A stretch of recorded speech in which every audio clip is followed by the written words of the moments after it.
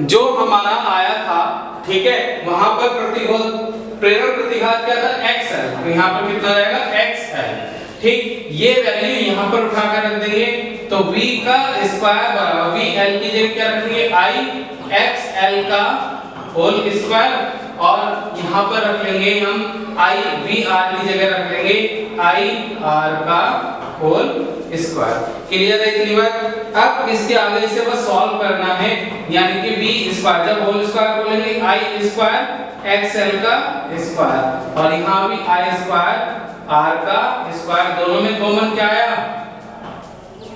I square, तो I square common ले लिया, तो यहाँ से क्या बचा, XL का स्क्वायर प्लस R का स्क्वायर।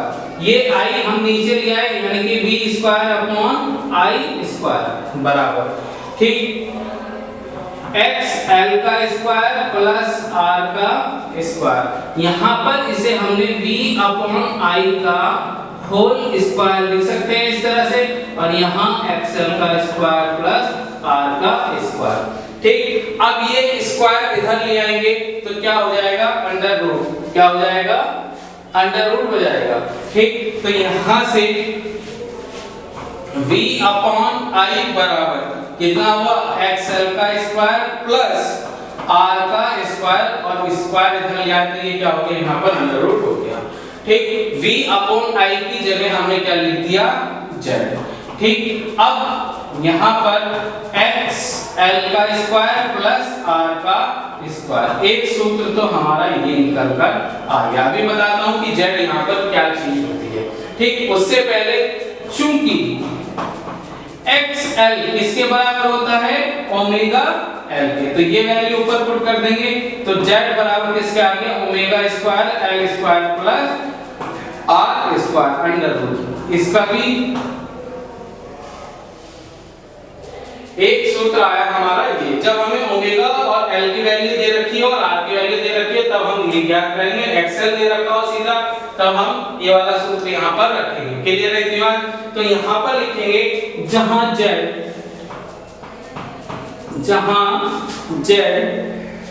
परिपथ की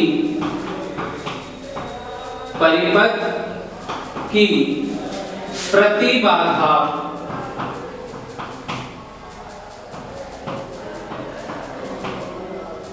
है, इसका मात्रक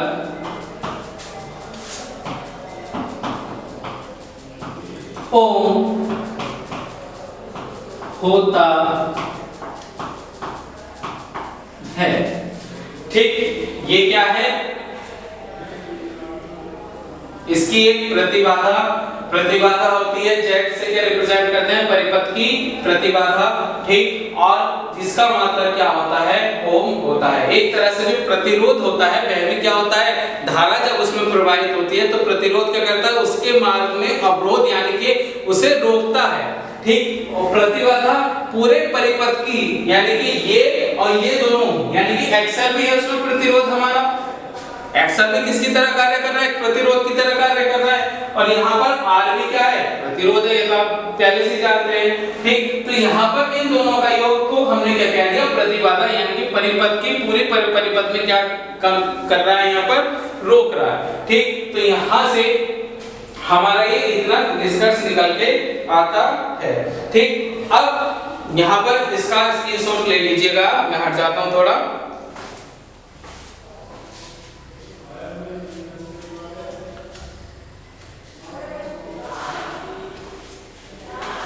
चलिए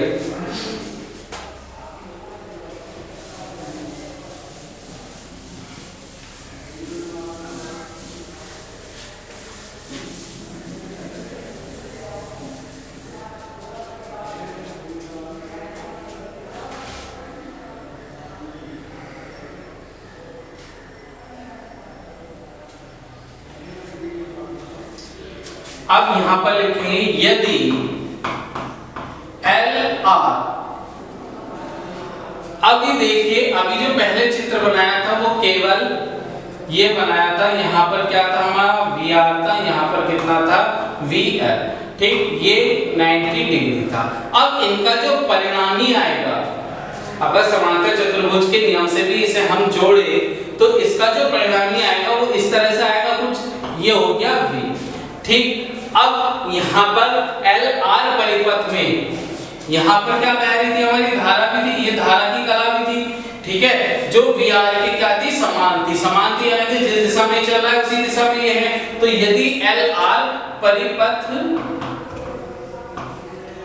में परिणामी विभवांतर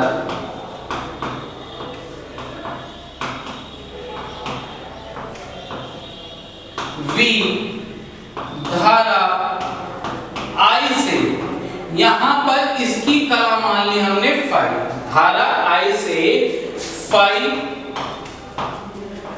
कला में है तब।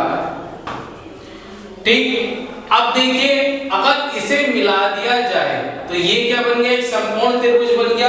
समकोण त्रिभुज में ये क्या हो गया, एक लंब हो गया, ये क्या हो गया, एक आधार हो गया। लंब आधार में क्या संबंध होता है, tan का।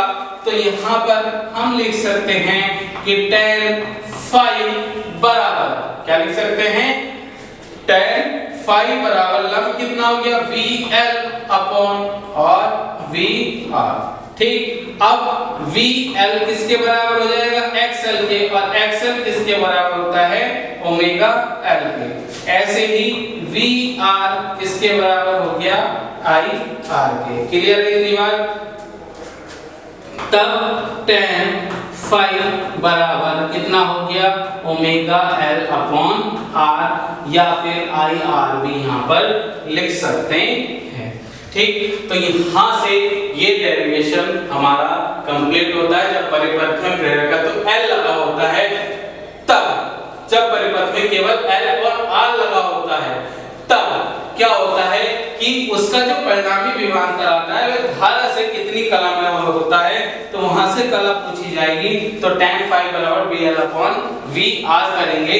ठीक, यानी कि यहाँ से हम फाई की वैल्यू फाइंड आउट कर लेंगे तो हमारी कला ज्ञात हो जाएगी। इस परिपथ को हम क्या बोलते हैं, LR परिपथ भी कहते हैं। या तो आ जाएगा LR परिपथ की कला ज्ञात कीजिए क्या होती है, क्या आएगा क्वेश्चन, LR परिपथ की कला ज्ञात कीजिए क्या होती है।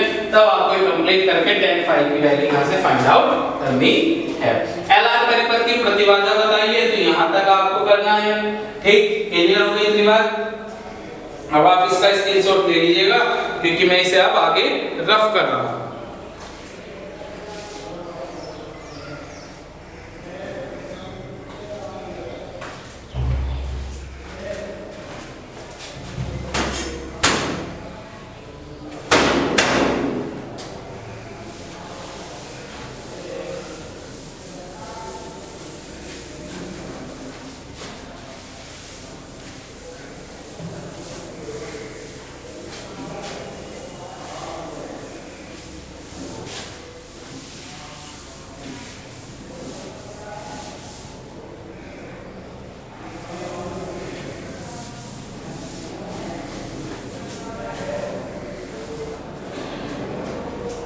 नेक्स्ट हेडिंग है प्रवेश्यता।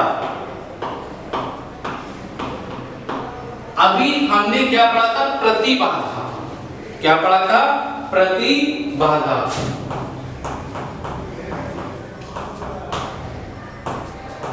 ठीक, अब हम पढ़ रहे हैं यहाँ पर प्रवेश्यता। प्रवेश्यता का मतलब क्या हुआ कि किसी चीज में हम कितने आसानी से प्रवेश कर सकते हैं। ठीक है, जैसे सपोज कोई भी चीज है हमारे अंदर, उसमें हमने सामान रखना है, कोई भी सामान उसमें रखना है, तो उसके अंदर कितने आसानी से हम वो सामान उसमें एंटर कर सकते हैं, वह क्या कहलाती है, उस चीज की प्रवेश्यता कहलाती है। सिंपल साधारण शब्दों में प्रतिबाधा यानी कि किसी भी वस्तु में हमें सामान रखने में जो भी परेशानी हो रही है, कोई दिक्कत हो रही है, तो वह क्या कहलाई, उस वस्तु की प्रतिबाधा कहलाई। सामान्य शब्दों में ये हो गया। ठीक, अब प्रतिबाधा निकल के आई थी हमारी Z। ठीक है, अब हम कहते हैं प्रतिबाधा के व्युत्क्रम को, यानी कि प्रतिबाधा का उल्टा कर दें कि उसकी कोई प्रतिबाधा ही ना हो तो क्या हो जाएगी, उसकी प्रवेश्यता हमें प्राप्त हो जाएगी। ठीक है, तो यहां पर लिख देंगे कि परिपथ में, परिपथ की प्रतिबाधा, प्रतिबाधा को किससे रिप्रेजेंट किया था, Z के व्युत्क्रम को क्या कहते हैं? परिपथ की